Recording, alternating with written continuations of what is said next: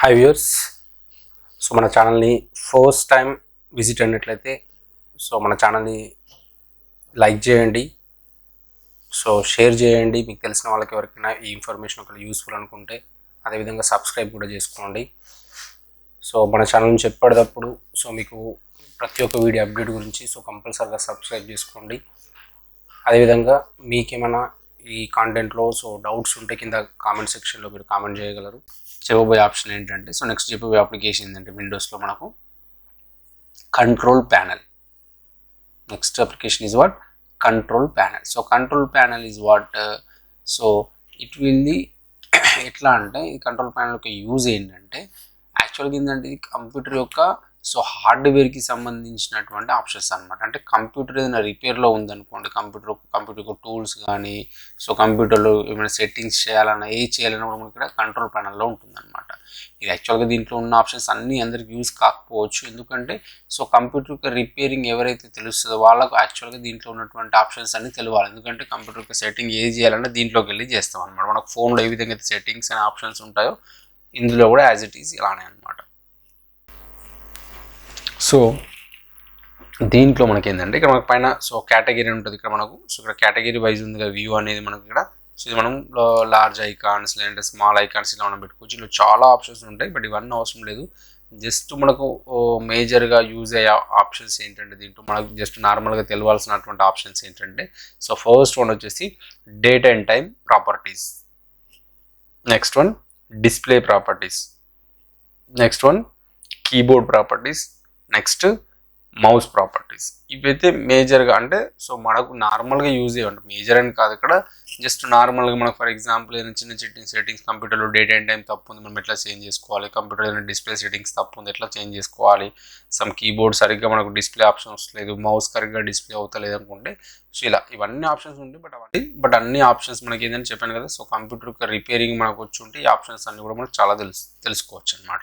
So ఇప్పుడు మనం చెప్పబోయే ఆప్షన్స్ ఏంటంటే first one date and time properties. So దీనివల్ల ఏం చేసుకోవచ్చు అంటే సిస్టమ్ యొక్క డేట్ కానీ టైం కానీ ఒకవేళ రాంగ్ ఉందనుకోండి ఇలా చేంజ్ చేసుకోవాలి. ఎలా చేంజ్ చేస్తాం, ఇక్కడ ఫస్ట్ ఇక్కడ కంట్రోల్ ప్యానల్ ఓపెన్ చేయాలి.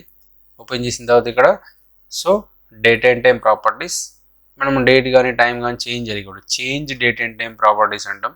ఇక్కడ మనకు ఆప్షన్స్ ఉంటాయి అన్నమాట. ఇక్కడ ఉంది కదా, సో ఇది మొత్తం మనకు క్యాలెండర్ టైప్ అనమాట. ఇక్కడ మనకు టైం, సో మనకి ఏది కావాలి వేరే డేట్స్ ఏమైనా కావాలి ఇందులో డేట్ సెలెక్ట్ చేసుకుంటాం. అట్లా మనకి ఏ డేట్ కావాలో ఆ డేట్ సెలెక్ట్ చేసుకుంటాం. తర్వాత మనకి ఏ టైం కావాలో ఆ టైం సెలెక్ట్ చేసుకుంటాం. తర్వాత టైం సెలెక్ట్ చేసేసుకొని ఓకే అని తర్వాత మళ్ళీ మనకు ఓకే అంటే ఆటోమేటిక్గా చేంజ్ అయిపోతుంది అనమాట.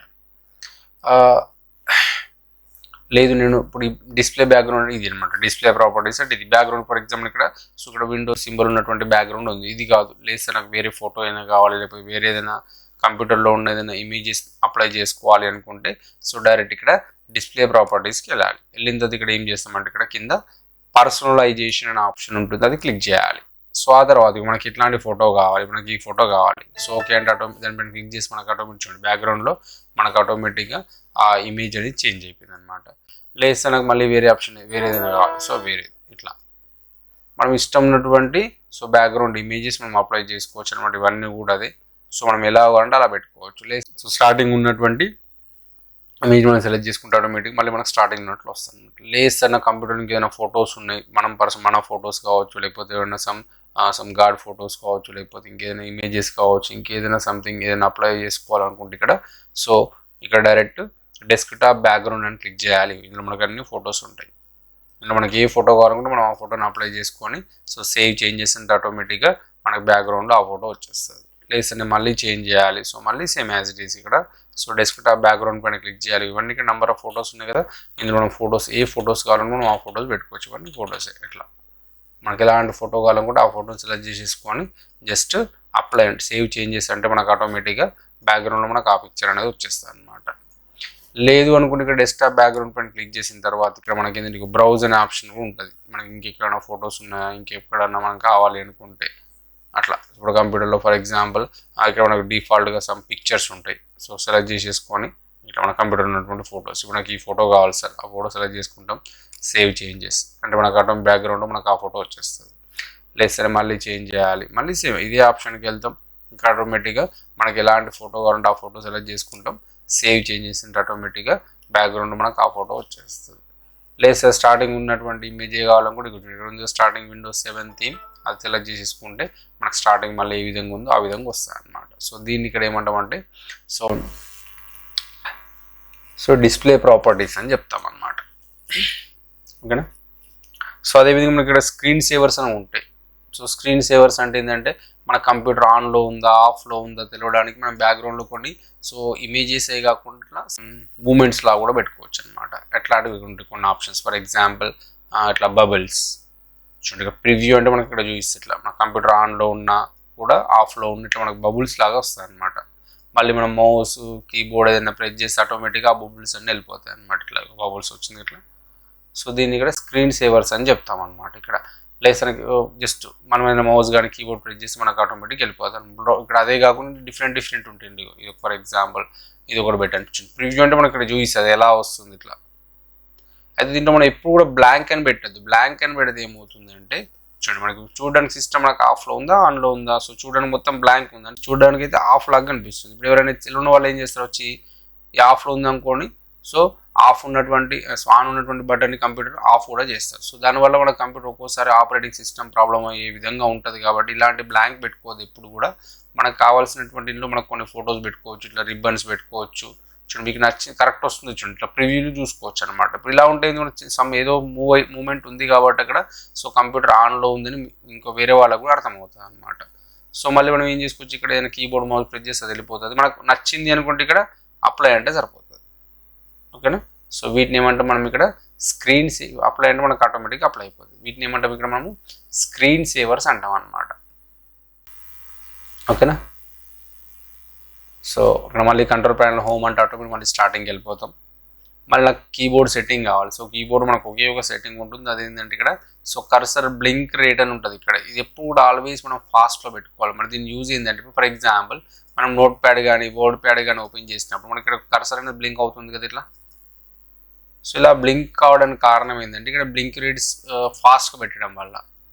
సో నేను స్లో పెట్టాను అనుకోండి చూడండి ఇప్పుడు అప్లై చేశాను కదా ఇప్పుడు చూడండి దీంట్లో మన కర్సర్ అనేది బ్లింక్ అవుతుందా. సో దీనివల్ల మనకి ఏంటంటే మనం ఏదైనా మ్యాటర్ టైప్ చేసినప్పుడు కర్సర్ ఎక్కడ ఉందో సో వెతకడానికి మనకి ఇక్కడ సో టైం అనేది పడుతుంది అనమాట. అందుకని ఎప్పుడు కూడా ఏం చేయాలంటే సో ఈ కర్సర్ బ్లింక్ రేట్ అనేది ఫాస్ట్గా పెట్టుకుంటే మనకి ఏమవుతుందంటే ఇక్కడ చూడండి కర్సర్ మనం ఎక్కడ పెట్టిన ఆటోమేటిక్గా ఇట్లా బ్లింక్ అవుతూ ఉంటుంది అనమాట. సో దానివల్ల మనకు ఆటోమేటిక్గా సో అక్కడ బ్లింకింగ్ మనకు మూమెంట్ వస్తుంది కాబట్టి కర్సర్ ఎక్కడ ఉందో మనం ఈజీగా ఐడెంటిఫై చేసుకోవచ్చు అనమాట. సో కాబట్టి ప్రతిసారి ఏం చేయాలి కంపల్సరీ కర్సర్ బ్లింక్ రేట్ అనేది ఫాస్ట్గానే పెట్టుకోవాలి. ఓకే. దెన్ ఇప్పుడు క్లోజ్ చేస్తున్నాను నేను. ఓకే అండి. సో లాస్ట్ వన్ వచ్చేసి దీంట్లో మనం చెప్పబోయే ఆప్షన్ ఇక్కడ మౌస్ ప్రాపర్టీస్. సో దీంట్లో మనకి ఏంటంటే ఫస్ట్ మనకు బటన్స్ ఉంటాయి. ఓకే. మౌస్లో మనకు లెఫ్ట్ క్లిక్ రైట్ క్లిక్ ఉంటుంది కదా. ఒకవేళ సంథింగ్ మనకి ఎప్పుడైనా మౌస్ మనం ఎమర్జెన్సీ వర్క్ చేస్తున్నాం సడన్గా మనకు మౌస్లో లెఫ్ట్ క్లిక్ కానీ రైట్ క్లిక్ కానీ ప్లాన్ చేస్తలే అనుకోండి వాటి యొక్క సో సింబల్స్ మనం చేంజ్ చేసుకోవచ్చు అనమాట. అంటే వాటి యొక్క అంటే లెఫ్ట్ క్లిక్ రైట్ క్లిక్ ఉంది కదా లెఫ్ట్ క్లిక్ ఉన్నటువంటి ఆప్షన్స్ రైట్ క్లిక్ అప్లై చేసుకోవచ్చు, రైట్ క్లిక్ ఉన్నటువంటి ఆప్షన్స్ని లెఫ్ట్ కూడా అప్లై చేసుకోవచ్చు అనమాట. అంటే ఒక పొజిషన్స్ అనేది మనం చేంజ్ చేసుకోవచ్చు అనమాట. ఇక్కడ ఉంది కదా switch primary and secondary buttons అంటే బటన్ మనం చేంజ్ చేసుకోవచ్చు. మామూలుగా చూడండి లెఫ్ట్ క్లిక్ చేసి మనకు ఆటోమేటిక్ స్టార్ట్ మెనూ ఓపెన్ అవుతుంది కదా. ఎప్పుడైతే దీంట్లో మనం క్లిక్ చేసాం అనుకోండి అప్పుడు లెఫ్ట్ క్లిక్ చేస్తే మనకు స్టార్ట్ మెనూ ఓపెన్ కదా రైట్ క్లిక్ చేయాల్సి వస్తుంది అనమాట. అట్లా అంటే సో వాటి యొక్క పొజిషన్స్ అని మనం ఏం చేసుకోవచ్చు దీంట్లో చేంజ్ కూడా చేసుకోవచ్చు. మన ఎమర్జెన్సీ వర్క్ ఉన్నప్పుడు వద్దనుకుంటే టిక్ని తీసేసేయాలి మనం. సో మనకు ఆటోమేటిక్గా మళ్ళీ మనకు టిక్ని తీసేస్తే మళ్ళీ మనకు యాస్టీస్గా లెఫ్ట్ క్లిక్ యూజ్ చేసుకోవచ్చు అనమాట. సో అదేవిధంగా మనకి దీంట్లో పాయింటర్స్ ఉంటాయి. మన డిఫాల్ట్ మనకి ఏమొస్తుంది ఇక్కడ యారో మార్క్ వస్తుంది కదా. యారో మార్క్ కాకుండా మనం వేరే సింబల్స్ కూడా పెట్టుకోవచ్చు దీంట్లో. సో అట్లా ఇక్కడ సో డైరెక్ట్ ఇక్కడ బ్రౌజ్ అనాలి. సో అనేది నంబర్ ఆఫ్ సింబల్స్ ఉంటాయి దీంట్లో చూడండి ఎన్ నెంబర్ ఆఫ్ సింబల్స్ ఉంటాయి.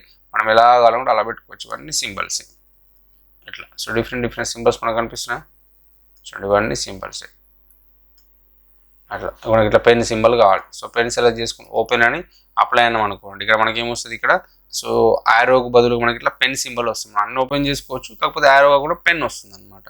లేదంటే మళ్ళీ వేరే చేంజ్ చేయాలి. సో మళ్ళీ బ్రౌజ్ అంటాం. సో ఇందులో మళ్ళీ మనం ఇక్కడ మనకి ఏ సింబల్ కావాలి ఆ సింబల్ మనం సెలెక్ట్ చేసుకోవచ్చు. ఇవన్నీ సింబల్సే.